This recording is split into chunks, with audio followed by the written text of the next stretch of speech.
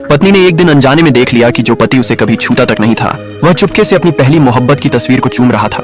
यहाँ तक कि बेडरूम में लगी हर एक पेंटिंग के पीछे भी उसी लड़की की तस्वीरें छुपाकर रखी गई थीं।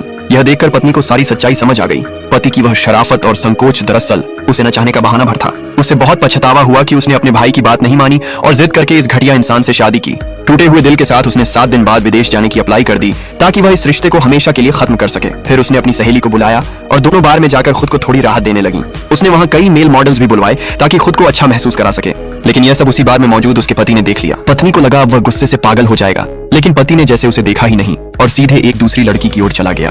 पत्नी ने हैरानी से देखा, वही लड़की थी, उसका पहला प्यार, जिसकी तस्वीरें उसने छुपा रखी थी। लड़की यानी उसकी एक्स अब वापस लौट आई थी, लेकिन जैसे ही उसे पता चला कि वह अब शादीशुदा है, वह बुरी तरह भड़क उठी। बिना कुछ सोचे उसने शराब की बोतल उठाई और सीधा पत्नी के सिर पर दे मारी। पत्नी बेहोश होकर अस्पताल पहुंच गई। होश में आने पर उसने सीधे वकील से संपर्क किया और उस चालाक लड़की पर जानबूझकर हमला करने का केस करने की ठान ली। ये सुनते ही पति अस्पताल भागता हुआ आया और उसे केस वापस लेने की मिन्नतें करने लगा। कहने लगा कि वह पहले ही उस लड़की को सजा दे चुका है। पति की हड़बड़ाहट देखकर पत्नी को यकीन हो गया कि उसकी सारी शंका सही थी। 6 दिन बाद वीजा आने वाला था, इसलिए उसने तय कर लिया कि अब और झगड़ा नहीं करेगी, बस घर लौटेगी और चुपचाप निकल जाएगी। लेकिन जैसे ही वह घर लौटी, उसे झटका लगा। वह चालाक लड़की अब उसी के घर में रह रही थी। पत्नी ने नजरअंदाज करना ही बेहतर समझा, लेकिन अगली सुबह जब वह सोकर उठी तो पाया कि उस लड़की ने रात में उसके बाल काट दिए थे।